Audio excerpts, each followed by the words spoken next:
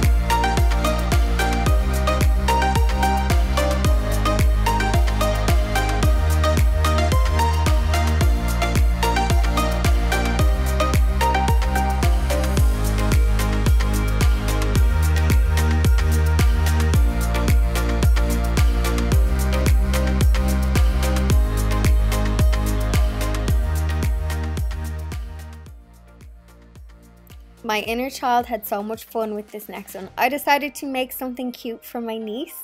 I'm using this old fish tin. You want to just make sure that you sand any of the sharp edges. This tin actually didn't have much sharp edges, but I just removed the top.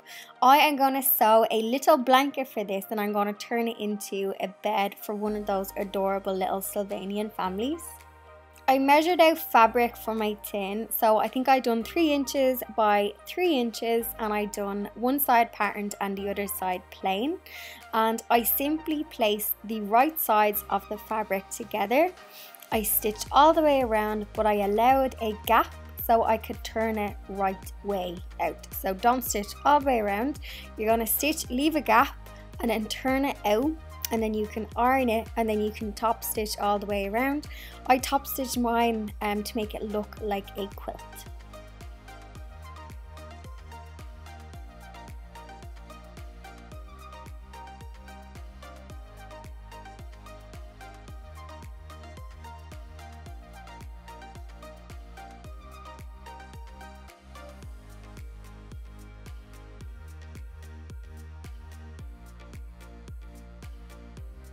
I just folded up some scrap fabric to make a pillow the same way as I did with the blanket. Just make sure you leave large enough opening so you can pull it through, and then I just stuffed it with some filler. I then painted my tin using this same paint. So you can notice a theme. I just wanted to use up that paint, and then I just dressed it up with some fabric scraps. So I just cut some fabric scraps to size with a scalloped edge scissors. It stops it from fraying, and I just popped in the little pillows and the blanket with my little Sylvanian family. It brings back memories, although I never had Sylvanian families as a kid because they were so expensive. I had Polly Pockets instead.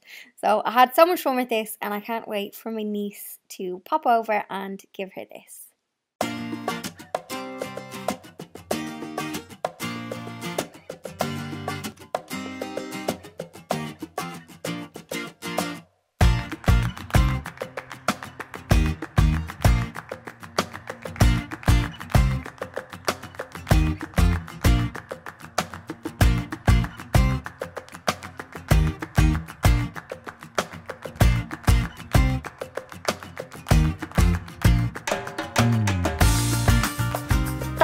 What I recycled in today's video. I didn't do a lot, but I have got some other DIY my rubbish videos. I'll pop the playlist here. I have a couple from like last year and Christmas as well. So rummage through the bin, the trash, see what you can find, give it a little new lease of life. It's amazing when you start looking at trash.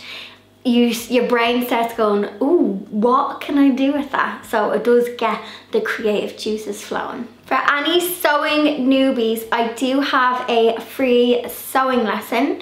I'm gonna pop a link in the description where you can head over to download the details for the free lesson. I'll leave it in the description, and I'll pop it in a pinned comment as well if you wanna check that out for any sewing beginners. And happy spring, it's March. I have a couple of things planned. Obviously I've been doing, you probably have noticed I've had a couple of extra like DIY home kind of videos because I'm just like tackling odd jobs around the house, like the table, chairs. The guest bedroom, I'm still thinking about it. I read through all your comments on the previous video giving me ideas for the guest bedroom, and they were really helpful. So I have the old Pinterest hopping to see what I'm going to do in there, but definitely looking at a new bed frame. So I've been on the secondhand sites and I've been trying to thrift something, so that will definitely be hopefully March. Yeah, it'll be this month anyway. I'll finish that room off, but anyway, I'll keep you posted. So that's me for this week. Don't forget to subscribe. You can check out the other DIY My Rubbish playlist, and I'll see you all in next week's video. Bye everyone.